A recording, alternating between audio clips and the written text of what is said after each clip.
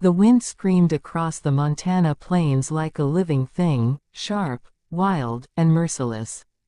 Snow twisted in the air, thick as cotton, erasing the world into white nothingness. Abigail Hart pressed her gloved hands to the frosted window of the old stagecoach and swallowed hard. She had arrived in Big Timber only 20 minutes ago, her first day as the town's new schoolteacher, and now a blizzard was rolling down from the mountains faster than anyone expected.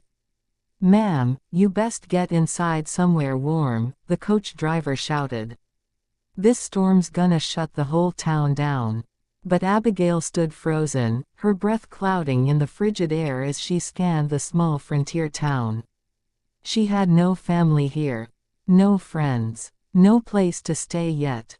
She thought she'd have time to find lodging before the weather turned, but the frontier wasn't known for mercy. Just as panic tightens her chest, a shadow, huge and tall, appeared through the wall of swirling snow. A man. A massive man. A cowboy with shoulders broad enough to block the wind and a coat dusted in snowflakes. He stopped in front of her, pulling his hat low against the wind. "You the new teacher?" he asked, voice deep enough to rumble. Abigail blinked. "Yes. I just arrived." He nodded once. "Storm's about to swallow this town whole. You got a place to stay?" She hesitated. "Not yet." His jaw tightened, concern flickering in his dark eyes. "Name's Colt Maddox. My ranch is the closest place with heat and food before this storm hits full force." He lifted a brow. "If you trust me, I'll get you out of this cold." A bold offer from a giant stranger. Her pulse raced. But the wind was biting, fierce, her fingers already numb. She looked up at him. I accept." "Good," he said softly. "Stay close." He gently put his large, warm hand on her back and guided her through the storm toward a massive black horse tied nearby. He untied the reins, lifted her as if she weighed nothing, and settled her on the saddle. "You ride?" he asked. "Not well." "That's all right. I got you." He mounted behind her, his chest a solid wall of heat against her back. His arms wrapped around her to hold the reins, shielding her from the icy wind as the horse lunged forward into the blinding white. Abigail didn't know this man. But somehow, she felt safe. Safer than she had in a long, long time. The Maddox Ranch. By the time they reached his ranch, the world had become a frozen storm of darkness and snow.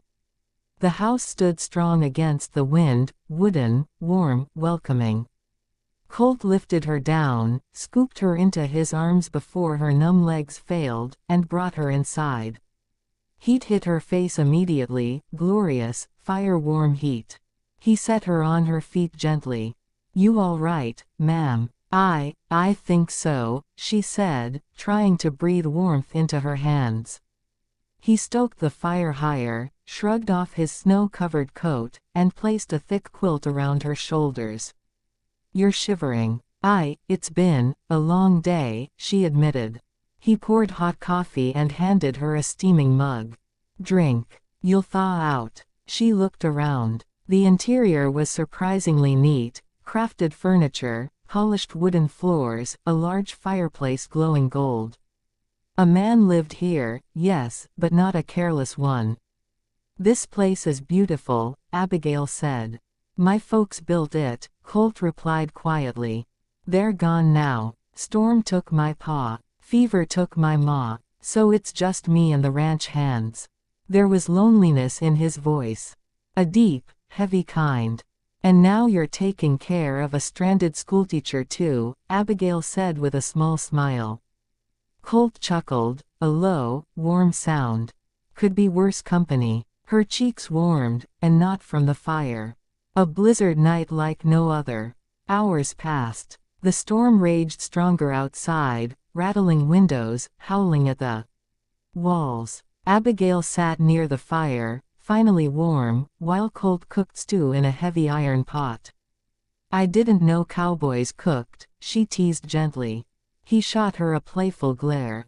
I didn't know teachers shook so bad they almost fell off a horse.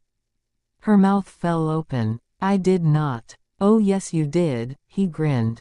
She laughed, really laughed, for the first time in months. The stew was delicious, the fire warm, and the giant cowboy sitting across from her, trouble for her heart.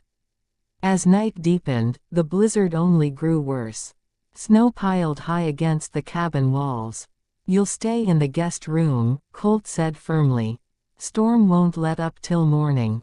She nodded. Thank you, truly. He looked at her for a long, steady moment. You don't owe me thanks. I couldn't leave you out there. His voice was gentle, but the emotion behind it was something deeper.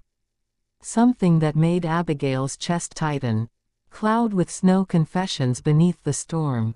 Later that night, Abigail found herself unable to sleep, not with the wind shrieking outside and thoughts of the cowboy swirling inside her head. She stepped quietly into the living room. Colt was awake, sitting by the fire, reading an old leather book. You should be resting, he said without looking up. So should you. His lips twitched. Fair enough. She sat beside him. For a moment, they simply watched the flames. Colt, she began slowly, why were you in town today? It's dangerous to ride in weather like this. He closed the book. I was waiting for you. Her breath hitched. For me. Yup. He turned to her, voice low. The school board asked me to keep an eye out. Said the new teacher was arriving today. But, his gaze softened. Didn't expect you to be so small. Or so brave. Or, he swallowed hard.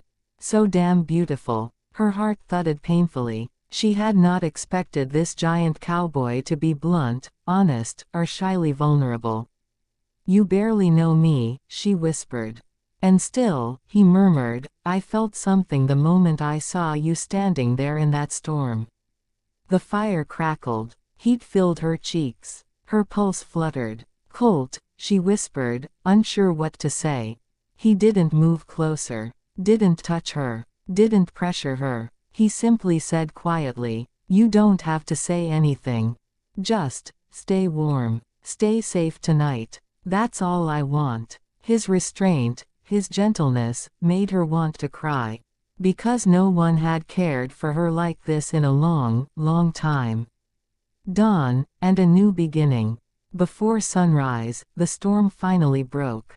Soft morning light filtered through the frosted windows. The world outside glittered under a heavy coat of snow, quiet, peaceful, breathtaking. Abigail found Colt already outside, shoveling a path through the snow. She wrapped herself in his oversized coat and stepped onto the porch. He stopped when he saw her. Morning, Teach. She blushed. Morning, cowboy. You sleep okay? I did, she said honestly. Thanks to you. He cleared his throat, suddenly shy. Good. She came down 2 steps, her boots crunching lightly in the snow. Colt, she said softly. I don't know what yesterday meant to you, but it meant something to me. His eyes locked on hers, dark and hopeful.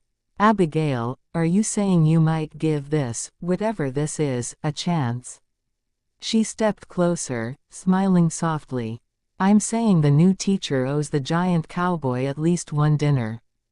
And maybe a walk through town when the snow melts. His grin spread wide, boyish and completely heart-stealing. I'll take that deal. She hesitated, then added quietly, and I'd like to see you again. Not just because of the storm. His voice dropped warm and deep. Sweetheart, I was hoppin', you'd say that. He reached out slowly, giving her every chance to pull away. She didn't. Their hands touched, warm, solid, steady. The storm may have brought them together. But something deeper was keeping them close. Something neither wanted to let go. That winter in Big Timber became legendary. Folks talked about how the new teacher survived the fiercest blizzard of the decade, thanks to a giant cowboy who braved the storm just to make sure she wasn't alone. And by springtime, people weren't asking if Colt Maddox and Abigail Hart were together. They were asking when the wedding was.